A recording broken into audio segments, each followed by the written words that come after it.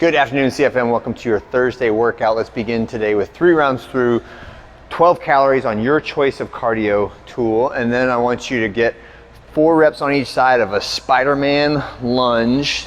So that is our long lunge, elbow towards the ground, and then a hamstring reach where I'm pushing myself back, reaching for my toe, rock forward, back to that Spider-Man position. So we're kind of just flossing this position, stretching the hamstring out actively and then pulling back forward with it.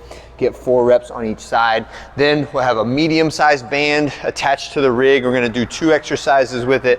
The first is a row. So take my athletic stance, palms facing upward, squeezing that band towards my body, trying to make my chest as big as possible as I squeeze my shoulder blades back in together.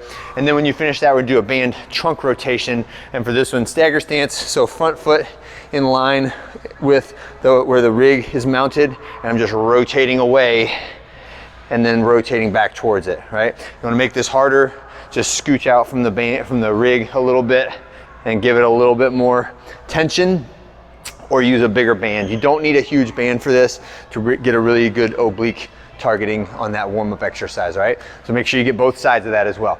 When you finish your 3 rounds of that, we're going into lunge, row, carry, core, partner workout. So the partner part of this is just I go, you go per exercise. But remember that you can always do this solo. Just work a little, rest a little. Work a little, rest a little. Approximately the same amount of work as rest in a workout like this. So the first one is 8 reps of the back rack lunge per leg at somewhere between 40 and 50% of your back squat max. Yes, that is a lot of weight, okay?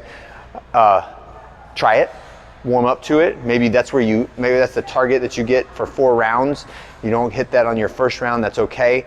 But recognize that if you can squat that much, that you should be able to lunge half that much. Make sense? All right. Mathematically it makes sense, but a lot of times when you try to do it, it feels very challenging and intimidating, right? So work your way up to it. I prefer a reverse lunge when we do these back rack lunges. You can do forward if you want to, right? But I do my 8 reps of the lunges on each leg, put the bar back in the rack, weight adjustment if I need to weight adjustment, partner goes, and then after they finish, they put it back in the rack, and then we're doing our alternate exercises, right? The next one is the bent over barbell row. You can use a different bar. You're with your partner, you guys can have 2 bars, it's no big deal. Bent over barbell row from the arm straight position in this good braced bent over or hinged position, and then pull it up until it touches my chest, right? The bar can stay on the ground after that. Then we're doing a partner farmer carry. I would like for you to split this up relatively evenly between the partners, but essentially what you can do is you have 2 heavy objects, both partners are going for the 400-meter walk, and you just switch whenever you need to switch, okay? So say I pick up the weights and I get these heavy weights out to the corner and I say, all right, partner, take over. I set them down, step out of the way, my partner takes over, carries them maybe to the halfway point. Partner says, hey, all right, I need to switch. I pick them up. The kettlebells should basically be moving other than the transition time between 2 partners. They should be moving the whole time.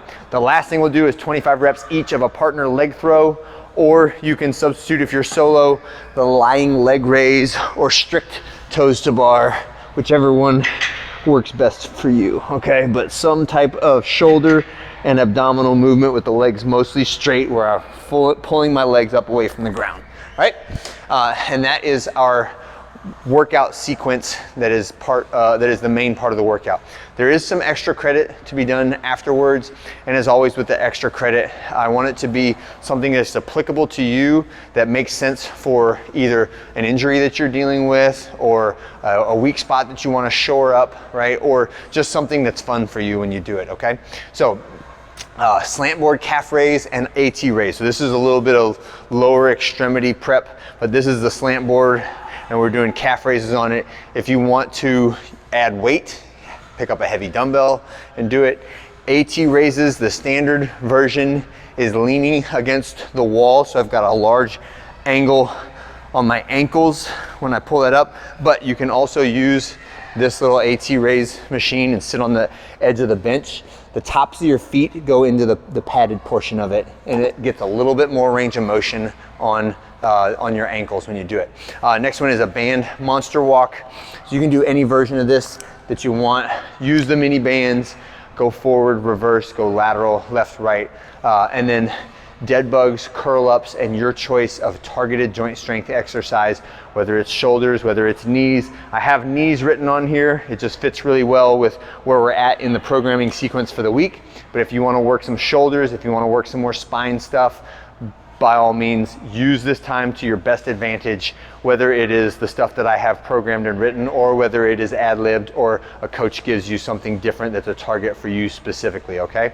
But use this time after the workout's over to do your post-workout rehab and joint stability and or symmetry work, okay? That's it for today. I hope you guys enjoy it, and I'll see you on Friday.